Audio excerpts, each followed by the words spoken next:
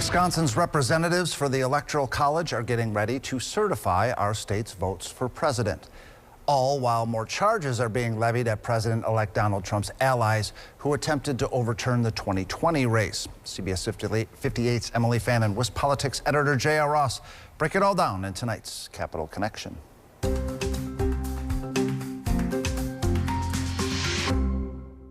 We begin this week with former Trump allies who appeared in Dane County Court on Thursday as they are facing 11 felony charges for their role in the alleged scheme to try and overturn Wisconsin's 2020 election results.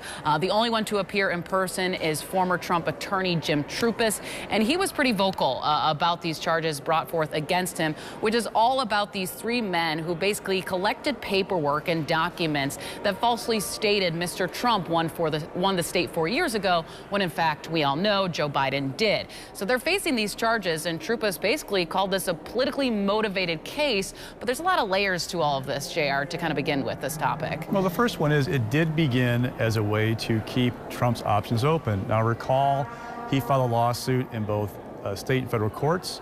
By the time the electors met in December of 2020, a circuit court judge had ruled against the challenge, a federal court judge had ruled against the challenge, and the state Supreme Court ruled against it. Now there were ongoing appeals, but that effort to keep options open morphed into an effort to present these electors to Mike Pence in January of 2021, saying Trump won Wisconsin when in fact Biden had.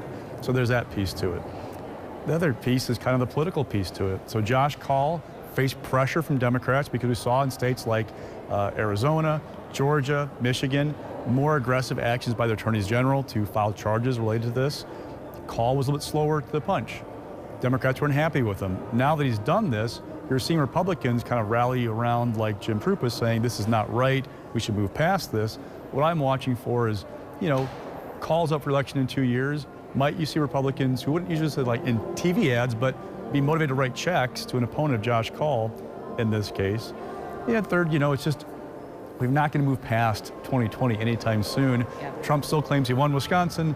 Democrats are so hung up on like what these guys did. It's still a lingering issue in Wisconsin. Right, and this case is only really the beginning when other states, Georgia, have already filed these charges against similar electors months ago before Kaul did. So it's going to take some time in the courts, that's for sure. All right, we also want to just look ahead to property taxes because people, when they get their bill next December, it's going to be much higher, and that largely has to do a record number of school referendums that were on the ballot in November, and which means statewide, people are going to be paying over $6 billion in property tax increases compared to their bill last December. And this is an issue that we've heard from Democrats as their main argument of why there should be more of the state surplus, which is at $4 billion right now, should be invested into schools, so then it doesn't have to fall on, the residents of Wisconsin to have to foot the bill to keep schools functioning. Yeah, well, remember, so we have a per pupil limit, spending limit in Wisconsin. And what that is a cap when you spend per kid. You then put state aid in that cap, and then whatever you don't fill with state aid, you fill with property taxes. It's not the same number for every district. This was locked in back in the 90s, so it's all the map about how much each district spends per kid. But as that cap goes up, $325 per kid per year, this budget, the less state aid is in that formula, the more property taxes they can raise. When they did the budget a year and a half ago, they thought they put enough in to kind of keep things in okay shape, small increase in property taxes.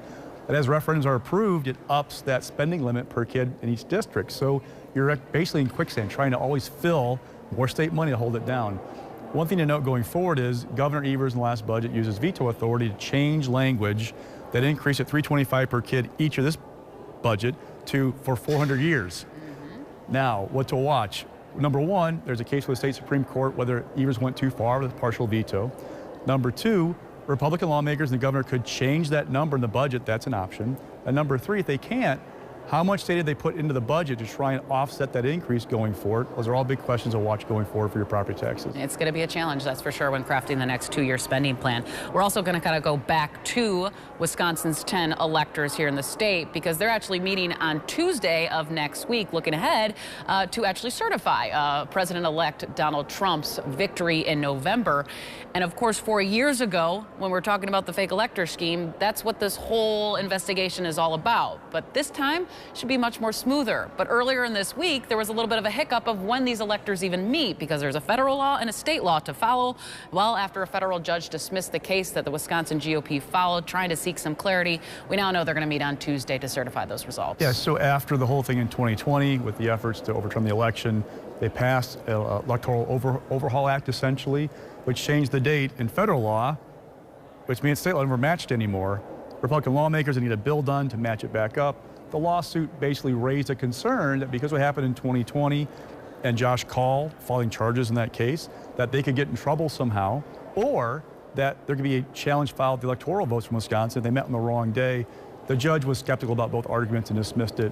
Shouldn't be a big deal, but they'll meet on Tuesday and cast a vote for Donald Trump. All right, that will do it for this week. Thanks so much for joining us.